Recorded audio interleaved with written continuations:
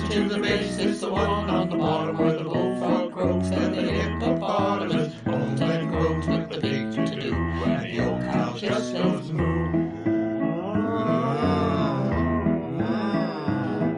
Well, the dogs and the cats, they take up the mill, the honeybee hums and the cricket skills, the donkey brays and the pony neighs, the old coyote howls.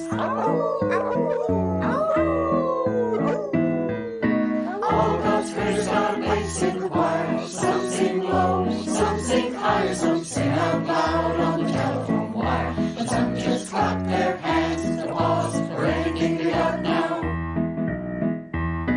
Well, listen to the top where the little bird sings the melody with the high notes ringing. The hoot owl hollers over everything, and the jaybird disagrees. Singing in the nighttime, singing in the day, the little duck quacks and he's on his way. The possum don't have much to say, and the porcupine talks to herself.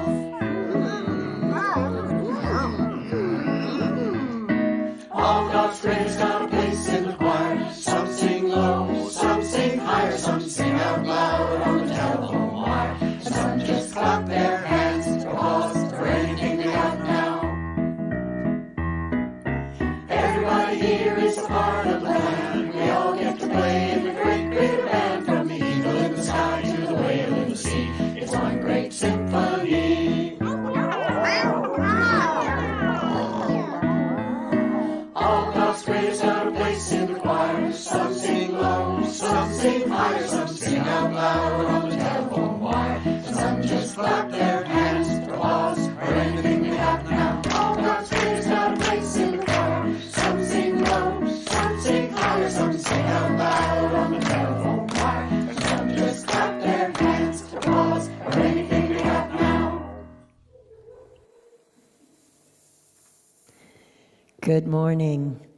Welcome to the home, the physical home and the virtual home of Calgary Unitarians.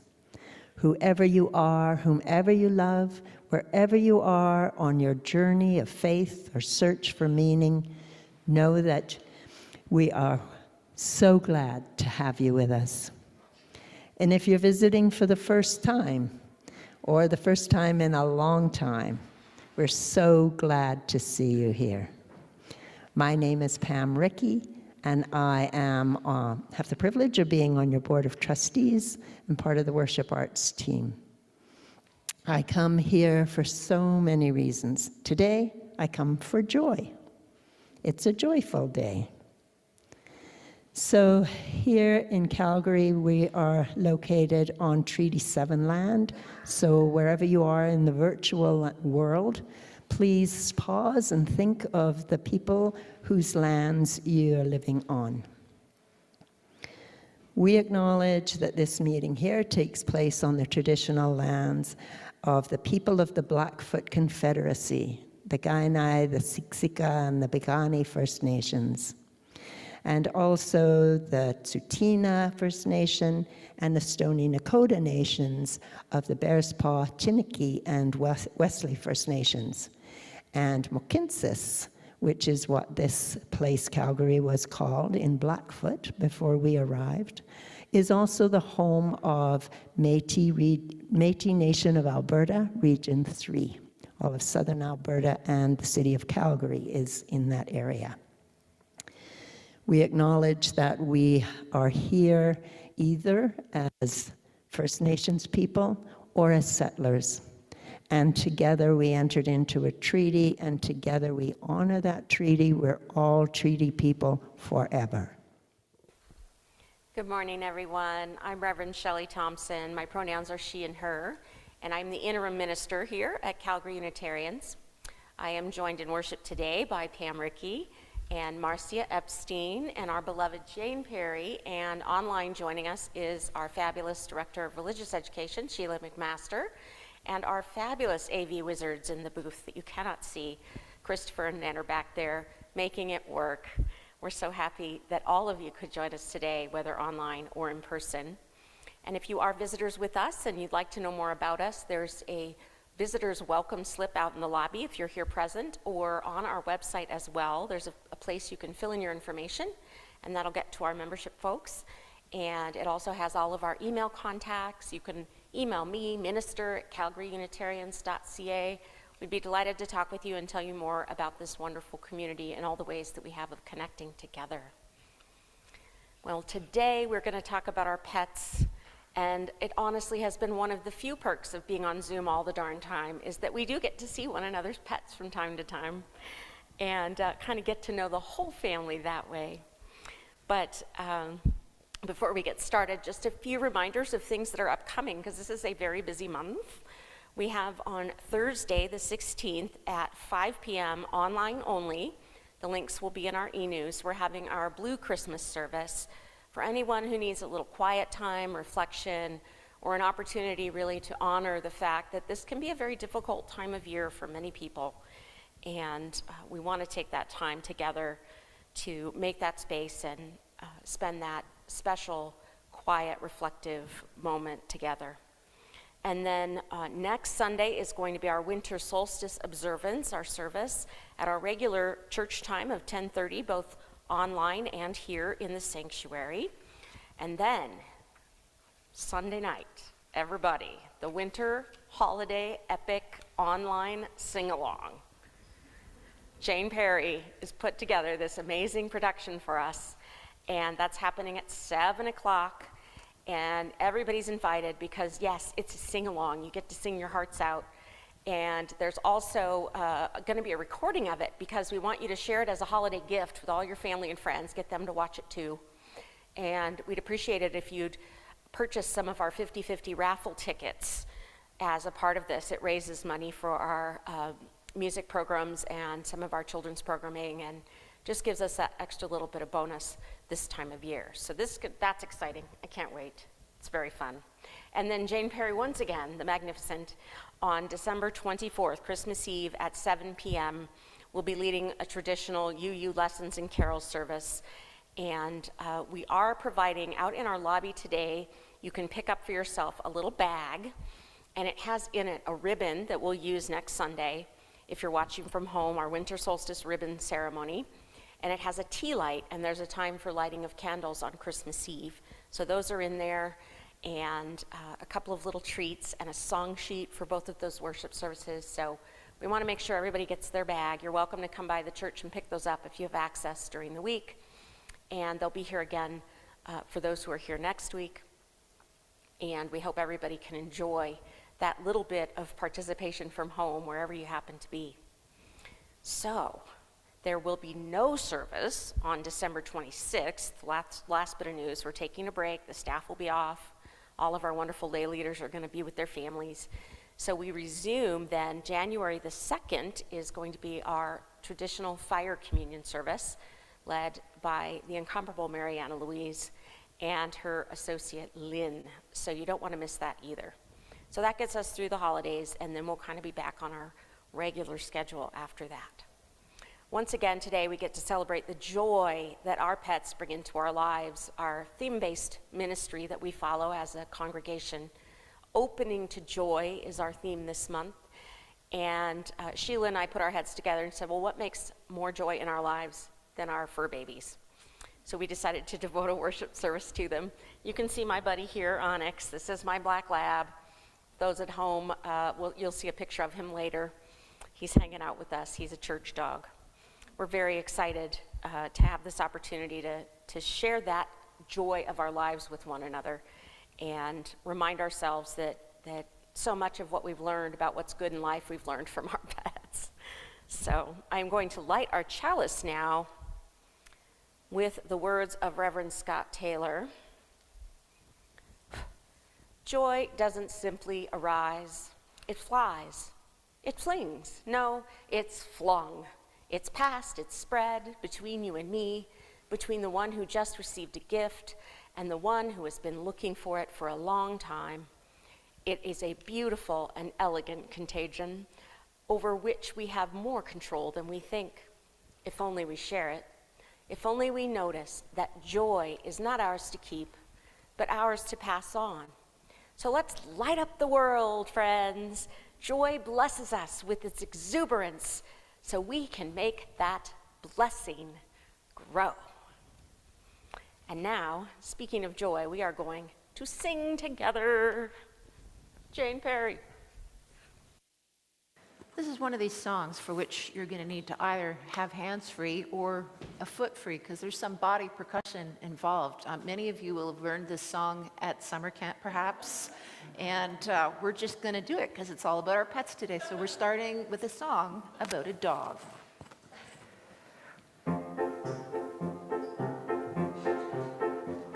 There was a farmer who had a dog, and Bingo was his name. Oh, B-I-N-G-O, B-I-N-G-O, B-I-N-G-O, and Bingo was his name. Oh, there was a farmer who had a dog, and Bingo was his name. Oh, I-N-G-O, I-N-G-O, I-N-G-O, and Bingo was his name. Oh, there was a farmer who had a dog, and Bingo was his name. Oh, N-G-O, N-G-O, N-G-O, and Bingo was his name. Oh, there was a farmer who had a dog, and Bingo was his name. Oh, G-O, G-O, G-O, and Bingo was his name. Oh, there was a farmer who had a dog, and Bingo was his name. Oh, oh,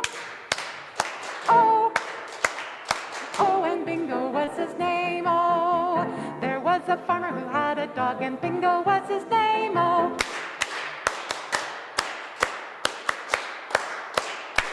and Bingo was his name. Oh. Good morning, everyone.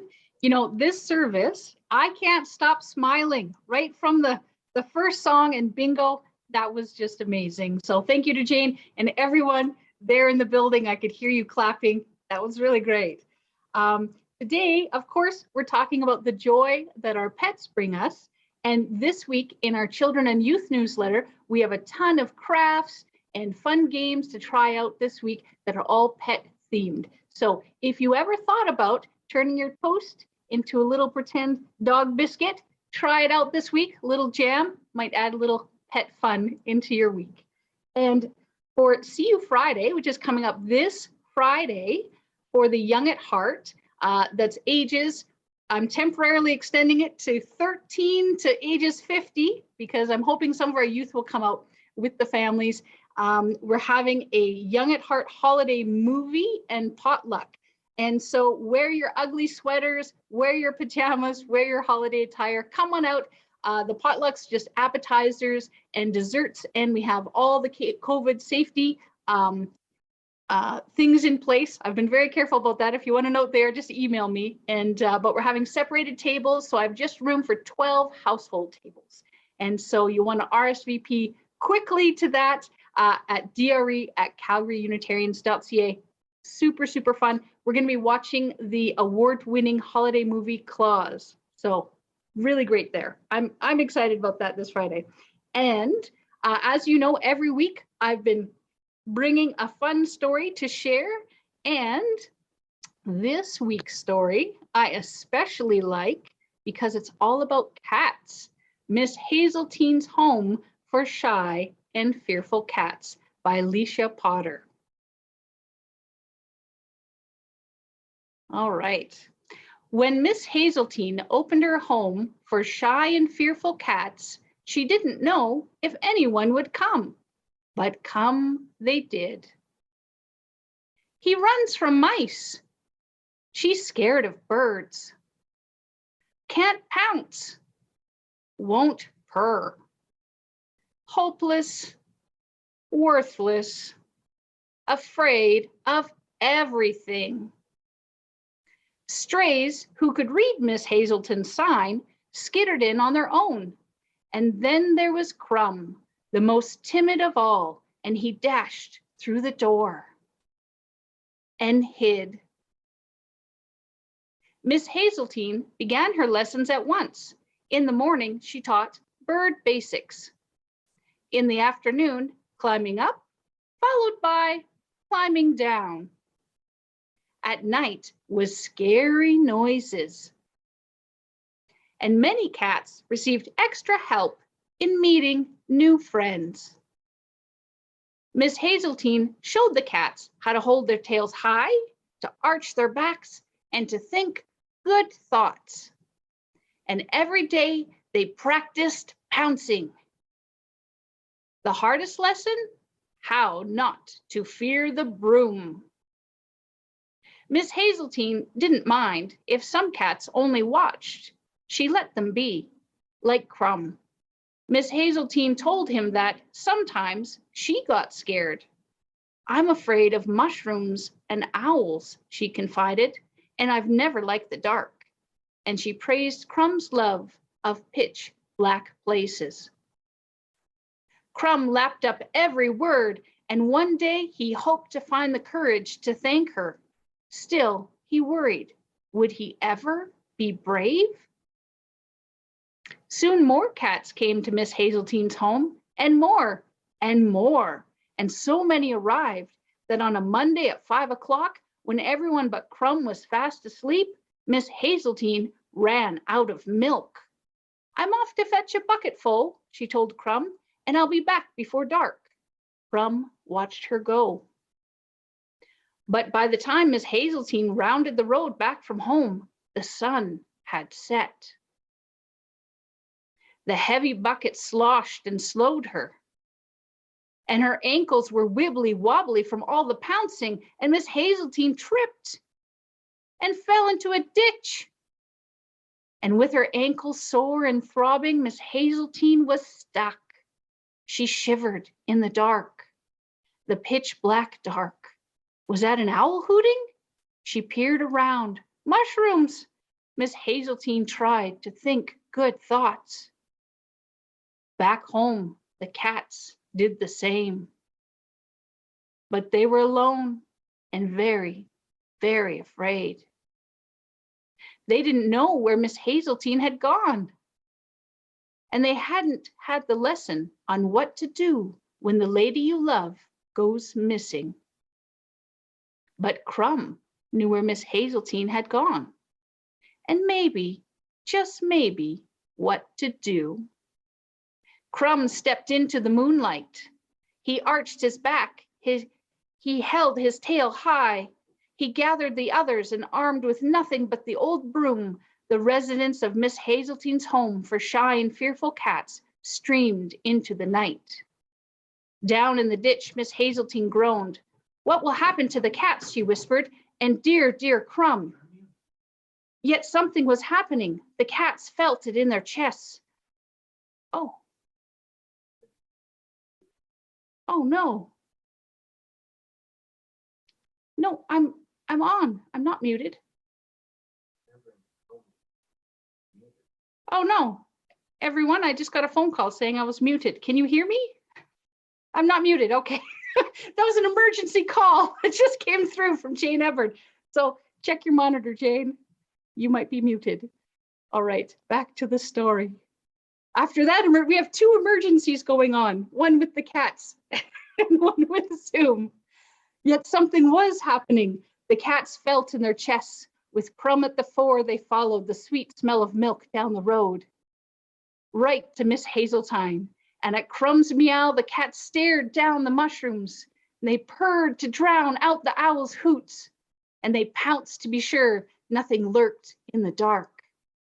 And then they formed a chain of cats to rescue Miss Hazeltine from the ditch. And the broom made an excellent crutch. And Miss Hazeltine was escorted back to the home for shy and pretty brave, if you ask us cats, as the strays amended the sign. You're as bold as lions, Miss Hazeltine told her rescuers, and whether you stay forever or head out into the world, I will never forget your courage. And the cats were so happy that they didn't even miss their milk, especially Crumb, who had found a new favorite spot. There we go. I love that story, especially Crumb. He's my favorite. And many of us have pets that are special in our hearts. And some of you sent pictures in to share that I would love to share with all of you. Here we go. So we're going to start off with, some of you recognize this person, Heather and Bella. That's right. And as you know, Bella is very sweet and gentle and Heather's loyal companion wherever she goes. And here's another picture of Bella with her neighbors, Ace the pig and Kevin the cat. And this picture is from Dorothy and her cat Muffin. And it just came with the note saying, Muffin hiding from responsibilities. And this next one is from Holly and Lucy and Elsie, and this is their animal family. And we've got a shout out to Lucy and Elsie, who've been part of our CYRA Kids program since they were small. And this year, Lucy is actually bridging into youth. Holly Noel writes, our animal family members are special because they make our house a happy home. K9 and Lego are rescues who love snuggles and making trouble. Lucy's budgies, Nola and Shirley, like to make a lot of joyful noise. Ozma, my green-cheeked conure, is a tiny dinosaur and a very clever girl who's learned to say peekaboo and squeaky squeaky. That's adorable. All right. And next is Jane's and Mitzi. And so Jane Ebern writes, our 11-and-a-half-year-old golden retriever Mitzi had to suffer through every Halloween, but is given tons of dog biscuits every time kids come to our door in return for wearing a costume. And here is Mitzi flagrantly taking over my spot in bed. She is our pseudo daughter, very spoiled, but very loving and very hairy. In her youth, Mitzi did a lot of hiking with us and has her own doggy knapsack. She gives warmth, joy, and unconditional love to us. We are so very lucky. And I agree with you, Jane. You are very lucky. And we have more great pictures to share later on in the service. But for now, here is Reverend Shelley with her candles of care. Use that instead. Now's the time for sharing our joys and sorrows, all of the milestones and important events of our lives that are too special not to share. We light candle for all of our joys, celebrations, good news, everything that's wonderful, upcoming trips and travel. We light a candle for all of our cares, all of our sorrows, anything that's weighing us down that we need a little extra help to carry.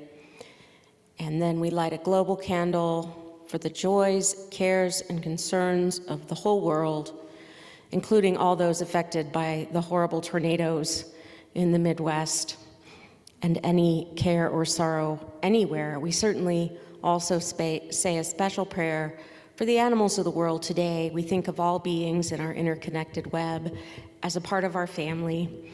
So blessings to the animals too. And also remembering at this time all the pets we've had all throughout our lives that will live forever in our hearts. And today is the third Sunday of the Christian tradition of Advent, when we're waiting for Christmas, the birth of Jesus.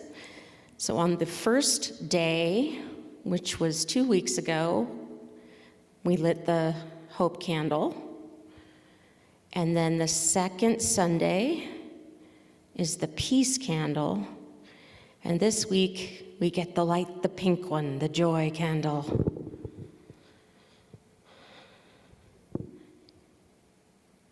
And for those of you not familiar with this tradition, the next candle is the love candle next Sunday. And then the center candle is sometimes called the Christ candle. That one we save for the day of Christmas when Jesus is born. So it's that countdown to the special event. And it's also this time of year, we're waiting as it gets darker and darker and darker. We're going to have that darkest day of the year next week. And we're waiting for the light to return. So Advent also ties in with the return of the light. And for this special time of, are we okay? Ooh, it's still working. Now we're going to have special music from Jane, Blackbird.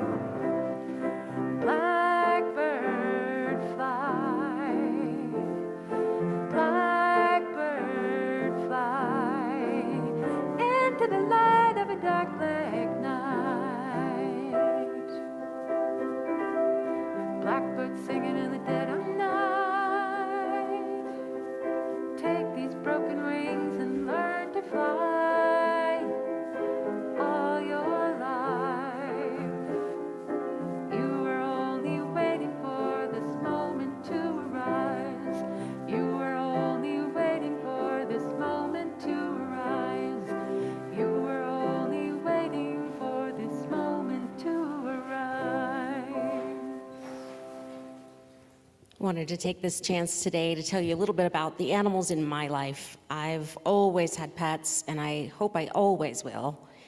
Animals are such an important part of my family and my history. And in my heart, I am a dog person and a horse person, but I love all animals, adore them all. I feel a natural sense of belonging around them. They seem to be very accepting of us, and that unconditional love just can't be beat. And I was one of those little girls, in addition to having a dog and a cat, that always wanted a horse. So I took lessons when I was little, and about the time that I was 11 years old, I did get a horse. I want to introduce you to him. There's Portia.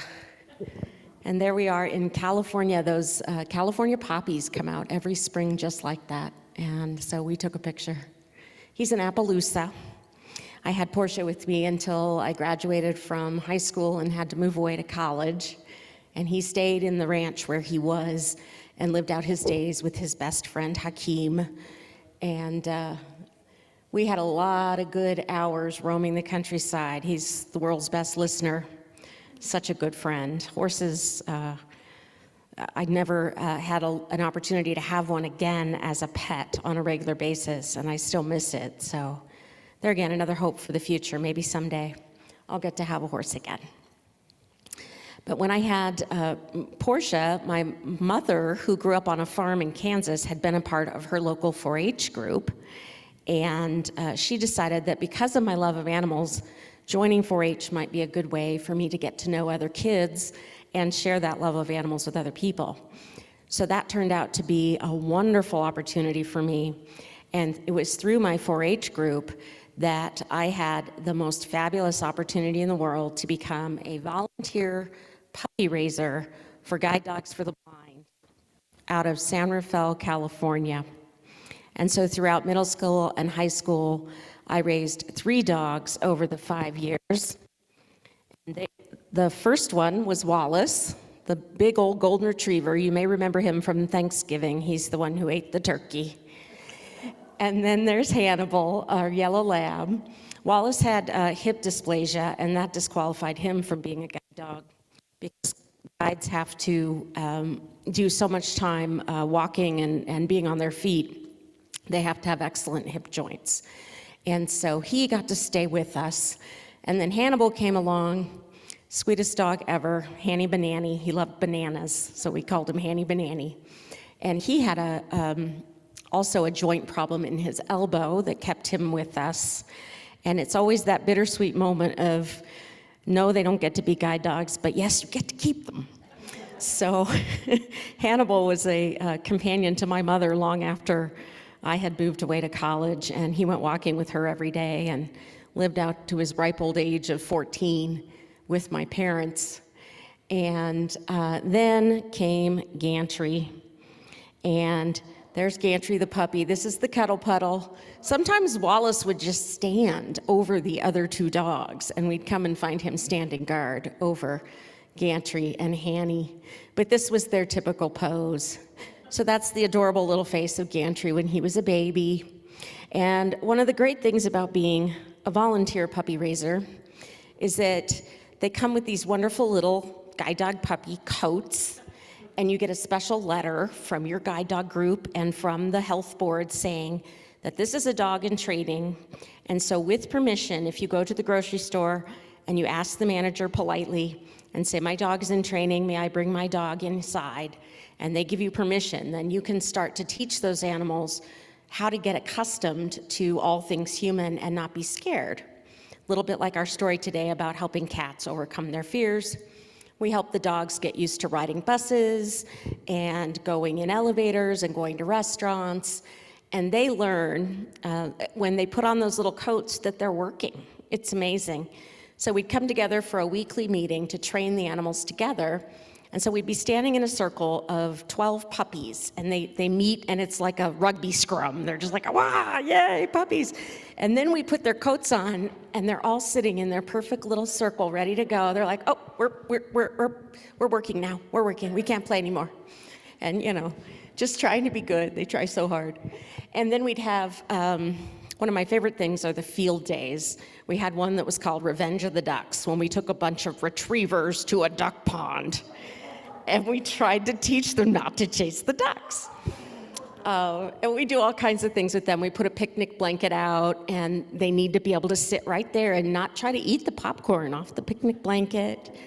And they just have to learn to be super well-behaved, obedient dogs. And you can imagine, at a field day with 50 different puppies of all different ages, it's a little chaotic, but it sure is fun.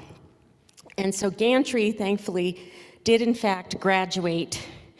And this is his graduation day, a very proud day for me and for Gantry. We go back to the school after they've been in training. The recipients come and spend a month living at guide dogs, learning how to work with their guides. And they match the dogs up with the people by personality. And so Gantry got matched with Bob Mills. And Bob was a paratrooper in World War II. And he told me of some of the harrowing experiences he had. One night, his entire group was meant to do an airdrop in the middle of the night over a Japanese-occupied island. And there were 211 of them. And it was just prior to the receiving of the new equipment that would allow a button to be punched for a soldier to release their parachute. So most of them did not have those yet. And they dropped them, and the wind shifted, and they landed in the water. And Bob was only one of 11 out of those 211 people to make it to shore that night. So he had a very harrowing journey, quite the hero. Extraordinary man, had an extraordinary life. And Bob, just like so many of the recipients of the guide dogs, they tell you how this has just transformed their lives. It is the biggest gift to them. One woman at the graduation said, you know, there was the day she got married, the day she gave birth, and the day she got her guide dog were all right up there as the days that were the most important in their lives.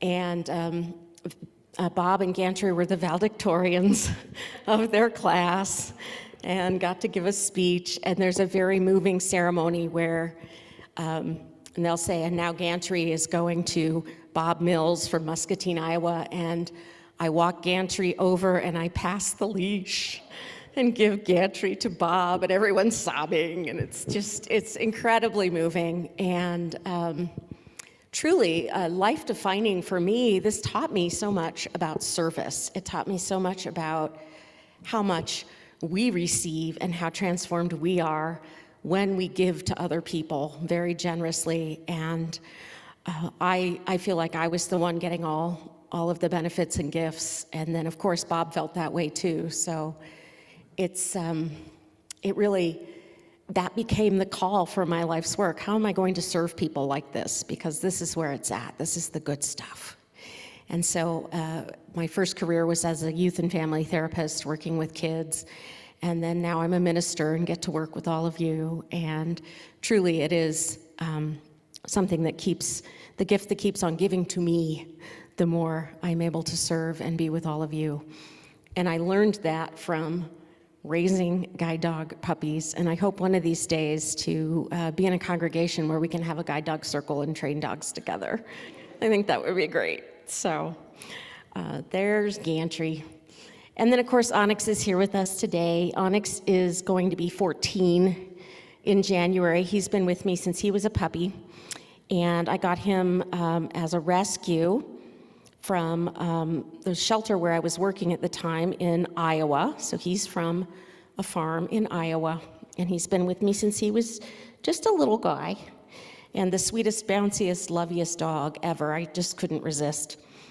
And I've never had a more obedient dog, honestly. He's never done anything wrong in his life, ever, except for shedding. And that's just sort of something he can't control.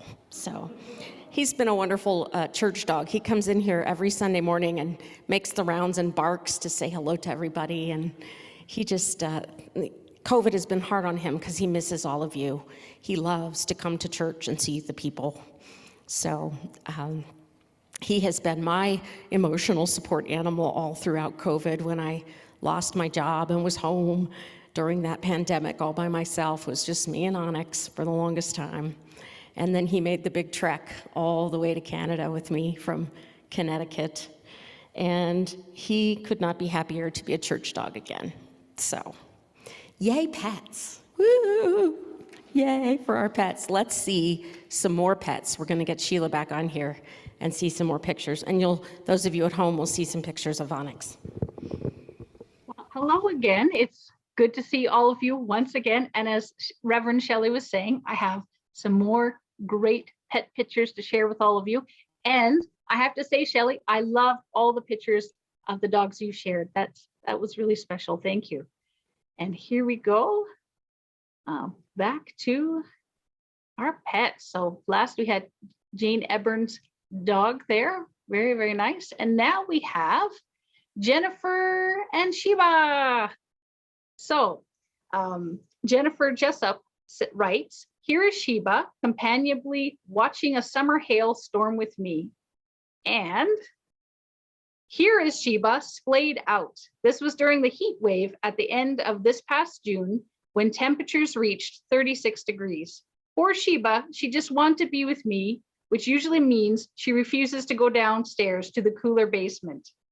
And Sheba is one of the most loyal cats I have ever had. She exuberantly follows me from room to room, loves nothing more than to be snuggled up next to me and being scritched behind the ears or under her chin.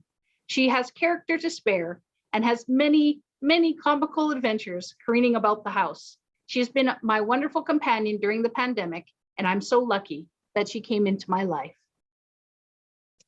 And this is Leia and Potato. So Leia Laboldis has been part of our CYRE Kids program for many years and will be soon bridging into our youth class. And Leia writes, Potato is the sweetest thing in the world. She likes to talk to us and she loves to climb on us. She likes to eat and sleep, and she sometimes keeps us up all night long. Because she sleeps during the day and is fully awake and ready to play at night. She is very smart. She learned how to get under our oven, and she learned how to get out of her exercise ball, so we have to keep it shut. This is my hamster, Potato. All right. And now for Marcia and Griffin and Griselle, Grace Epstein. So Marcia Epstein writes, they have medieval names because they're royalty and definitely in charge of the house. I totally get where you're coming from there. Cats are absolutely royalty. And from Penny and Ian, Penny Clipperton writes, enclosing a photo from Ian's cat picture collection, all cats are Ian's pets. And I just thought that was so sweet. What a great way to look at all the cats in the world. I love your picture, Ian. And this one is from Ronnie and Dancer. Ronnie Joy writes, here's a photo of my dog Dancer on his first birthday. He's a Bernedoodle and my best buddy. And from Suzanne and Bodega, Suzanne Dextraz writes, meet Bodega, my 12-pound polydactyl pixie bob. With a total of 23 toes, her body looked a little disproportionate when I got her when she was only 3 months old, and now she's filled into them.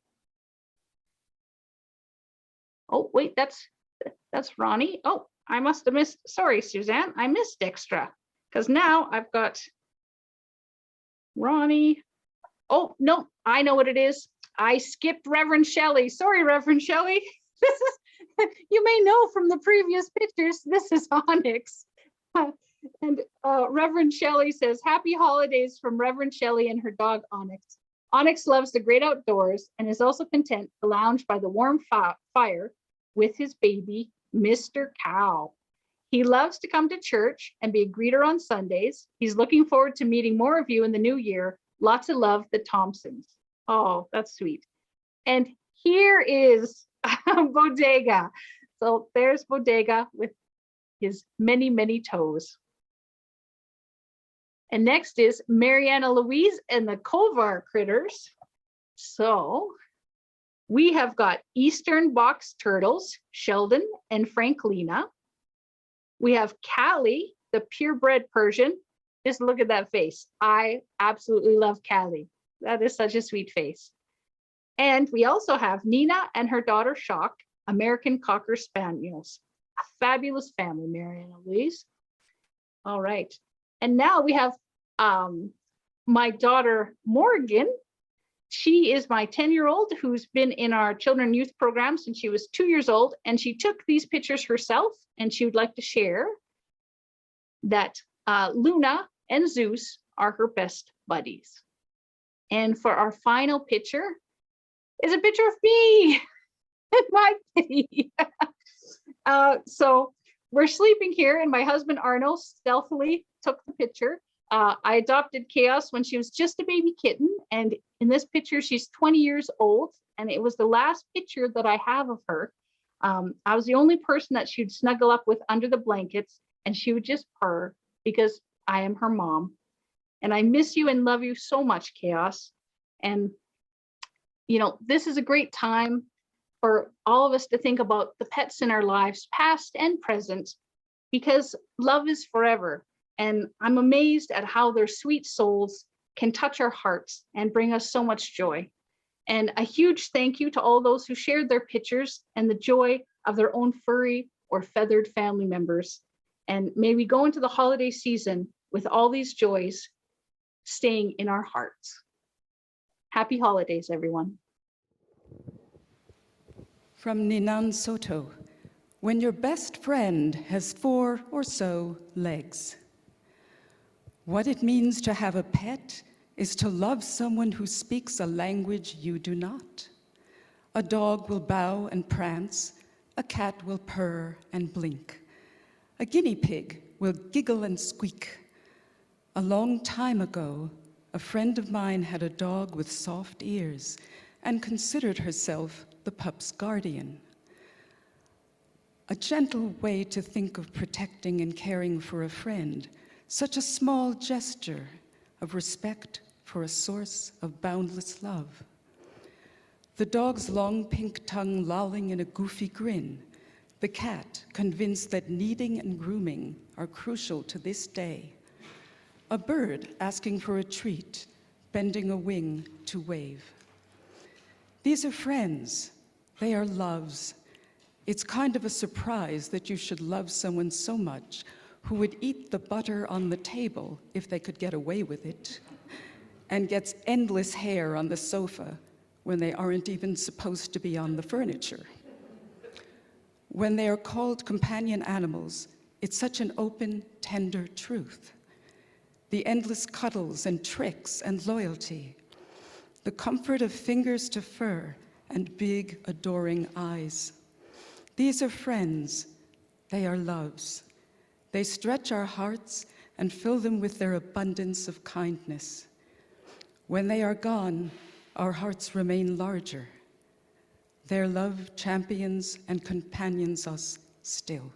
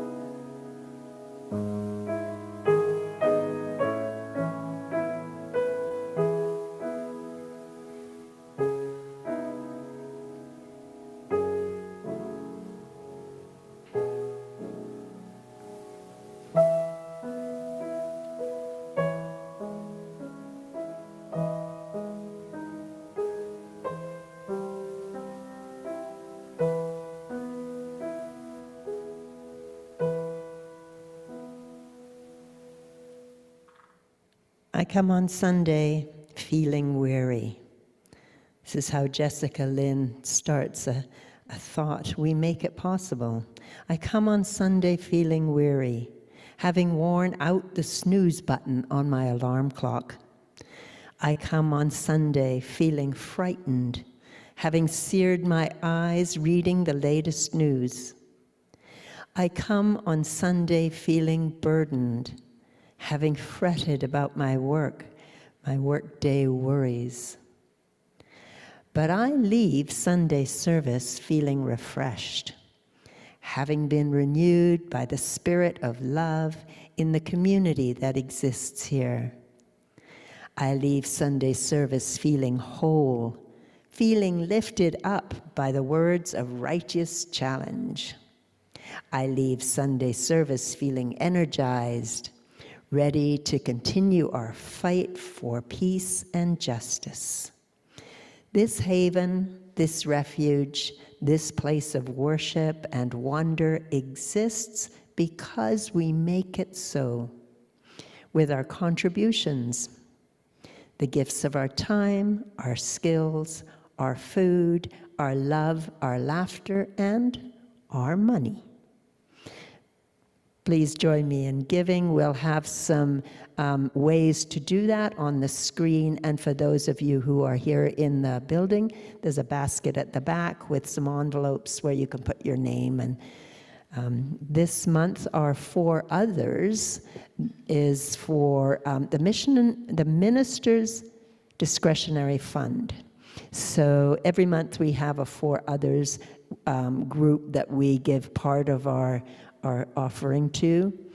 And the Minister's Discretionary Fund is a fund that we have here where the minister can help people who have unexpected emergencies or anything else that seems appropriate to her to minister to us. So yeah, we'll just take a minute and listen to some music and take an offering.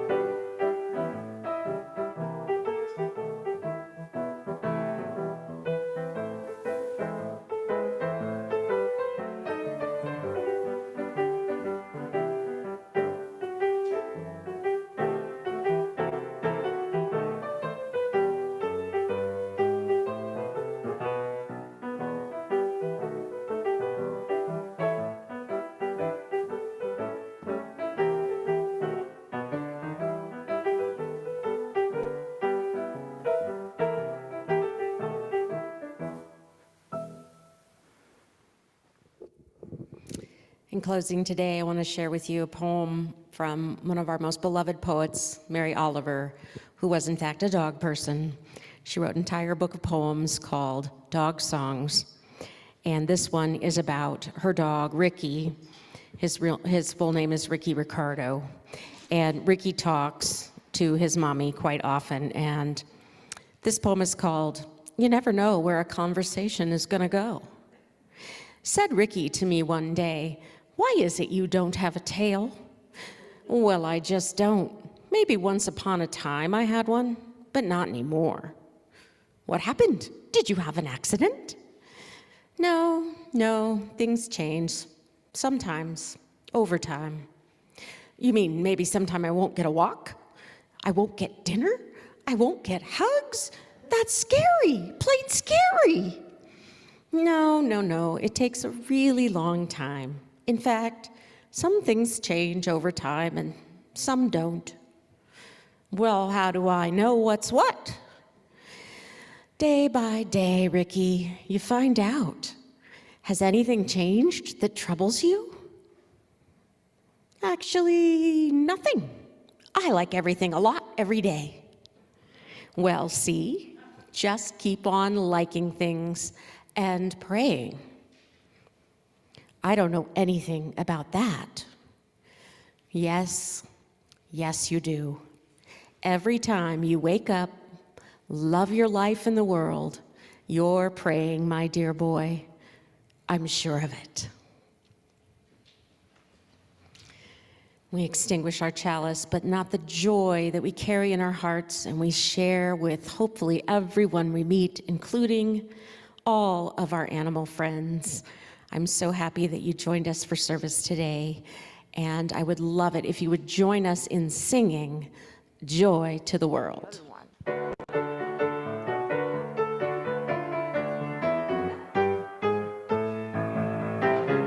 Jeremiah was a bullfrog, was a good friend of mine.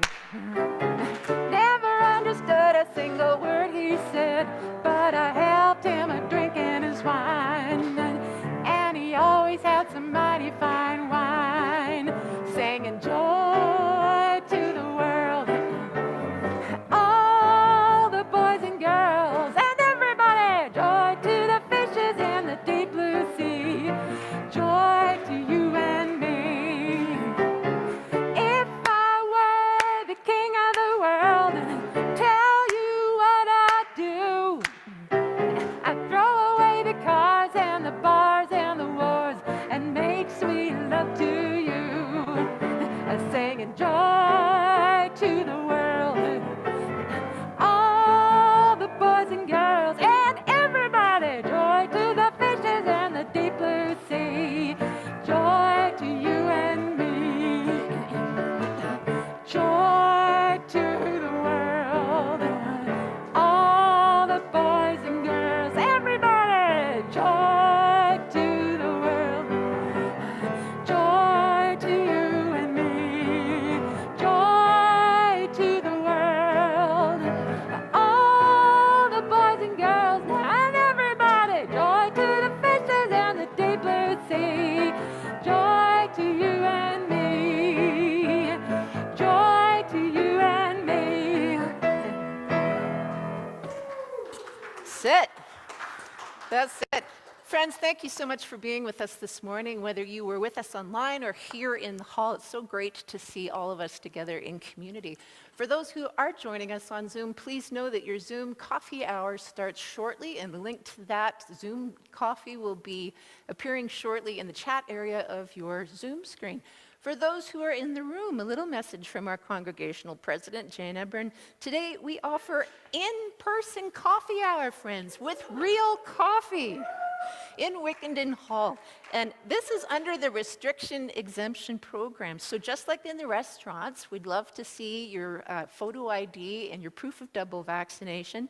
If you can show us that, then you're welcome to come into Wickenden Hall, which is just at the very end of the building, the large hall there, and unmask and enjoy coffee and goodies together. So please proceed to Wickenden Hall if you'd like to join us for coffee. And for those who prefer to gather outside, a special treat, please exit via the Panabaker doors, which is the first staircase down, unless you need the lift this morning, and go around to the garden because we've set up a roaring fire in the Wickenden Fire Pit if you want to join together outside. Thank you, friends. Warm good wishes to you all this Sunday.